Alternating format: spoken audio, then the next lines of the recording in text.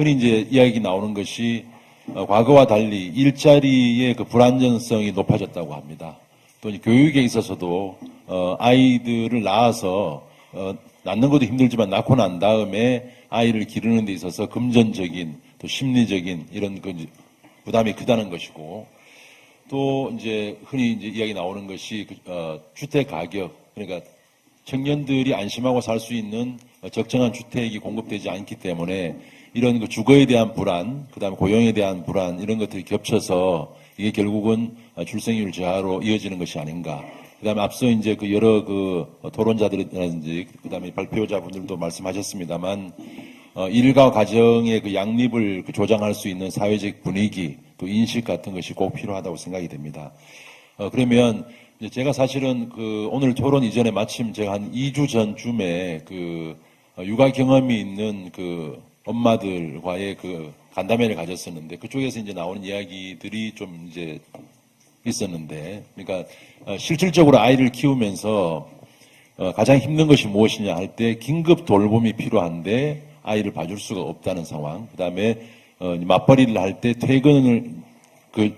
시간이 좀 늦어질 수밖에 없는 상황인데 아이가 이제 맡기는 시간이 이제 끝나기 때문에 그 부분에 쫓기는 상황, 이런 이야기를 하기 때문에 일단 그 돌봄 인프라를 좀 확실하게 안정적으로 좀 만들어 달라. 그래서 24시간 안심하고 맡길 수 있는 인프라가 필요하겠다라는 이야기도 해주셨고요. 또 이제 아까도 이야기했습니다만 특정 기업에서 아이를 낳았을 때 이제 1억을 제공하는 그런 그 육아 친화적인 사업을 했는데, 기업에서 육아 친화적인 정책이나 그다음 제도를 만들었을 때 이 부분에 대해서 좀 세제 혜택을 해서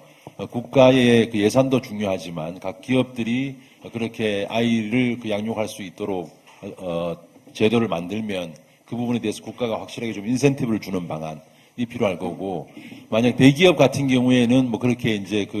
예산 지원을 할 수 있는 여력도 좀 있겠지만 사실은 많은 사람들이 다니고 있는 중소기업, 특히 이제 그 중소기업도 아닌, 그러니까 정규직이 아닌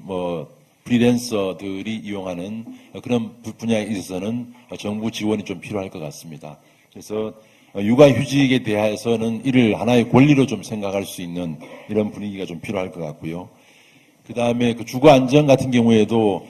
제가 사실은 서울시에 있을 때 서울시에서도 사실은 지금 이제 전국의 합계 출산율이 0.78일 때 서울은 0.59를 차지했었기 때문에 이 부분에 대해서 이제 한번 고민을 했었고, 서울시에서는 엄마 아빠 행복 프로젝트라는 것을 만들었습니다. 거기에서 나왔던 실질적인 지원 중에 하나가,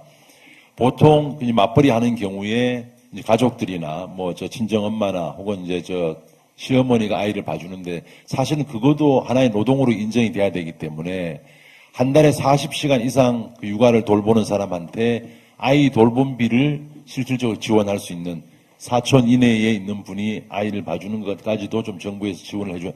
지자체에서 지원을 해주는 것이 맞지 않느냐라고 해서 시도를 한 바가 있고, 또 아이를 양육해주는 가사 도우미를 해외 인력을 좀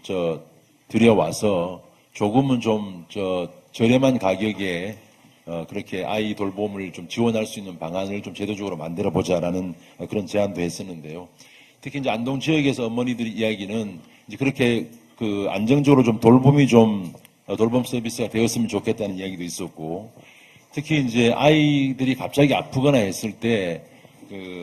신생아들을 집중 치료하는 그런 시설이라든지 혹은 또 유소와 응급 체계를 갖춘 병원의 확충이 좀 시급하다, 이런 말씀이 들어서 안동대에 의대를 만들면서 정원을 통해서 산부인과 소아과에 대한 수요를 좀 확보하는 방안, 이런 방안들이 실질적으로는 좀 현실적으로 좀 와닿지 않을까 싶고요. 일단 결국에는 오늘 여러 사람들이 이야기를 하셨습니다만 저출산의 해결책은 출산율을 어떻게 높일 것인가에 급급할 것이 아니고, 결국에는 일자리, 교육, 또 사회적인 인프라, 사회 인식의 변화, 이렇게 다 함께 가야 되는 사회 구조를 근본적으로 바꾸는 문제라고 생각이 됩니다. 지금 저출산위원회에서도 이런 문제에 대해서 이제 천착하기 시작했습니다만, 오늘 나왔던 이야기들을 종합적으로 모아보면 우리 지역에서 바로 시행할 수 있는 부분과 또 중장기적으로 국가 차원에서 해야 될 부분에 대한 우선순위를 좀 정할 수 있지 않을까 싶습니다.